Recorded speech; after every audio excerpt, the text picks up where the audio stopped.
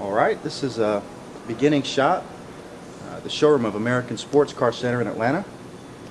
Just doing a bit of a broad view, give you an overall look of the miniature museum we've got going on the inside showroom. A few of the cars are outside, just to give you a nice idea of the cross section. And we lay our eyes on a beautiful red 1968 big block with a tri-power induction. Very rare car. See the above average paint job on this car. Extremely smooth. You see the amount of swirling that you can readily see. Again, use this to judge when you're looking at the paint on the 68. Okay, first approaching this car, you see the paint and it's glossy, but how glossy, how smooth is it? I guess the best way to compare it, Mike, let's turn around here.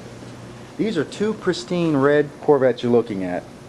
This example on the left has 10,000 miles, being a 1989. So you don't see the typical swirling like you did on that black car. There's only one major flaw in this paint, and it has to do with the hood, and I'll point this out. You can see a fine outline which will be part of the hinge that's underneath the hood. Looks like somebody tried to reach and pull this hood up a little bit without this latch being fully open, and it put a stress crack on the paint there in the shape of the hinge underneath.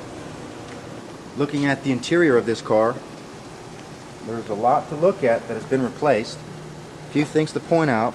You see a brand new dash pad, bright red, but also they put a brand new center console. You can see it continue down by where the glove box would be on a modern car. So it's the same color tint. You replace all of this at once, including the door panels, both sides. You also replace the seat covers. There's a little extra padding in the lower seat. This is an incorrect steering wheel. This is off a 1982.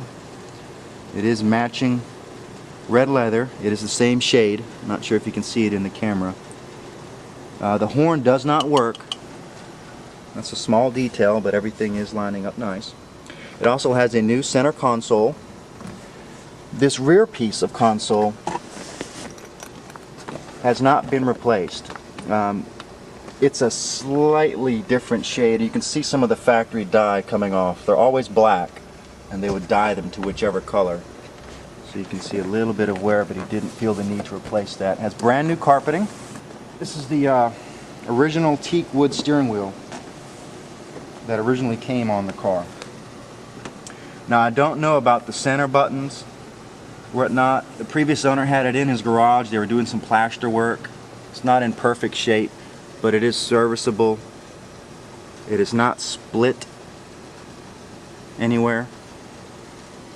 This can be restored, and it comes with the car.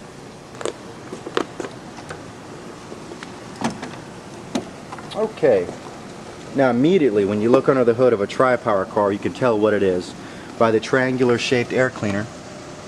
Usually it's always round. Engine bay is nicely detailed, above average in cleanliness. Wiring is in good shape. Everything is connected. It is missing the ignition shielding, which covers up the distributor, partly for cosmetic reasons, partly so your radio reception doesn't have any static. It's the reason for the ignition shielding.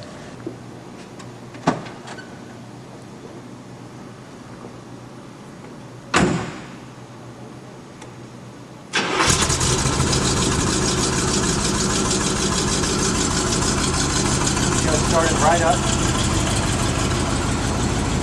The temperature on this car is not even bumped off of the cold mark, so this is a cold startup. This has not been pre-warmed. That's how easily this tri-power has been started. It's in very good tune. This car, in addition to being a rare red on red, has the power windows. I'll raise both windows so you can see the condition of the factory original glass. Also, take note, that all of the window felt and rubber and insulation has been replaced. This is firm and tight.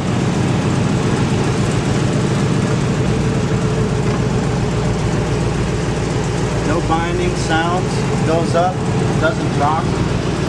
The only flaws, blemishes on this glass would be on the top strap, where the rolled edge is chipped from hitting the frame of the convertible top. Similar on the other side. You can see the same minor chipping as the only flaws. Windshield is in terrific shape. Only flaw on this windshield is one tiny bit of a pencil point right there.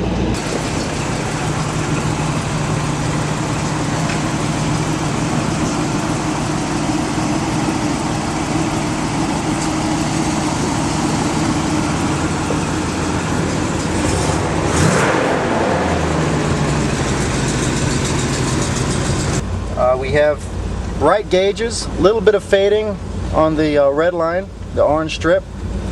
The clock is not functional, which is typical. Gas gauge works, water temp works, the battery gauge works, and the oil pressure gauge works as well. You see it move a little bit right there. And this is the best part of the job, the test drives. The transmission from Park, with it fully heated, this is that little bit of a clunk. See if you can catch it. There's neutral, there's drive. So it's just a little bump. You can hear it, you can feel it's a small jolt. It's not major. This is a small frontage road that runs alongside the interstate. Runs about 1/10 of a mile. We're just going to drive the car a little bit. In a second we'll get a little bit more aggressive. Right now, just the experience looking over the hood of this big block. Steering is positive. The car feels tight. Steering wheel is just barely off center. Just so slightly. There's a little bit of play. Just rolling into the throttle a little bit, not being too aggressive.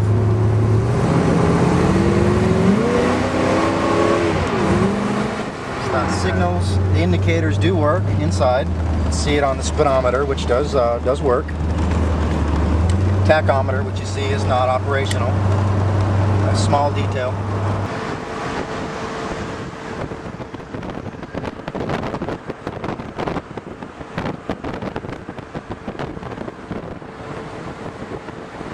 Gosh, this is a lot of fun. I'm going to manually move the selector from first to second to third, just to make sure it reacts. See how quickly it shifted? See how quickly? That's terrific.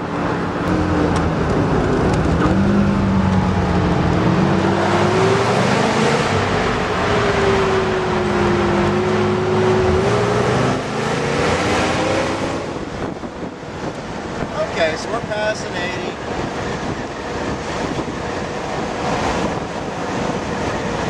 The car is just as solid as it is.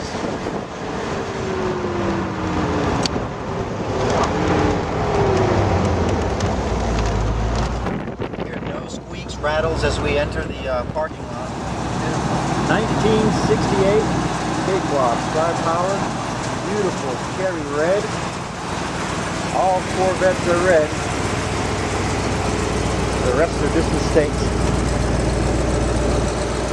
Gosh, look at this car. This is a $50,000 car that you can save over a brick of $100 bills under cost. Outstanding detail on this car.